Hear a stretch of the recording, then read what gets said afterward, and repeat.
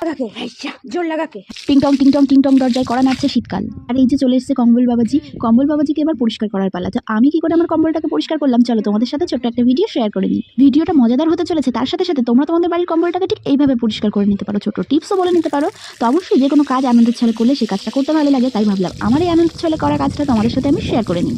Dry clean করবো বলে দোকানদারের কাছে জিজ্ঞেস করাতে বললো 500 টাকা লাগবে। তা ভাবলাম 500 টাকার কাজ আমি নিজেই করে নিই। কি করে করছি তোমাদের সাথে বলছি। প্রথমে জায়গাটাকে পরিষ্কার করে নিলাম, তারপরে কম্বলটাকে বিছিয়ে সেখানে জল দিয়ে পুরো কম্বলটাকে ভিজিয়ে নিলাম। তারপরে এই ধীরে ধীরে ধীরে ধীরে ধীরে ধীরে করে এই সার্ফটাকে আমি চারিদিকে ছিটিয়ে দেবো। তারপরে যে এই 11 নম্বর পা সেটা দিয়ে যথাসম্ভব মুখ আর পা খুব চালানো উচিত, কারণ এই দুটো যত চলবে তত আমাদের চলার পথে রাস্তাটা আরও ক্লিয়ার হবে। এই জন্যে আমি যেমন পেরেছি তেমনভাবে এই পা দুটোকে ইউজ করেছি। ফুটবল ক্রিকেট খেলা পা হলে আরও ভালোভাবে হয়তো আমাকে করে দিতে পারতো, কিন্তু না, আমাকে নিজেকেই করতে হবে, কারণ 500 টাকাটা আমাকেই নিতে হবে। তো গোল গোল গোল গোল ঘুরতে ঘুরতে 2-4 চক্কর খেয়ে নিতে হবে। তারপরে এই জোর লাগাকে যার প্রতি রাগ আছে তার নাম মনে করে দাও আচ্ছা মতো ধুম ধুম ধুম ধুম ধুম। তারপরে একটু ভালো করে জল দিয়ে একটু নরম করে নাও, তারপরে আবার দাও ধুম ধুম ধুম। দেখো আমার সার্ফের কৌটাটা নিচে পড়ে গেছে, দেখতে পাচ্ছ? 4 তলা থেকে দেখালাম একদম নিচে। নাও আমার ধোয়া কমপ্লিট। আইডিয়াটা তোমাদের ভালো লেগে থাকলে অ্যাপ্লাই করতে পারো। চলো আজকের জন্য এখানেই টাটা।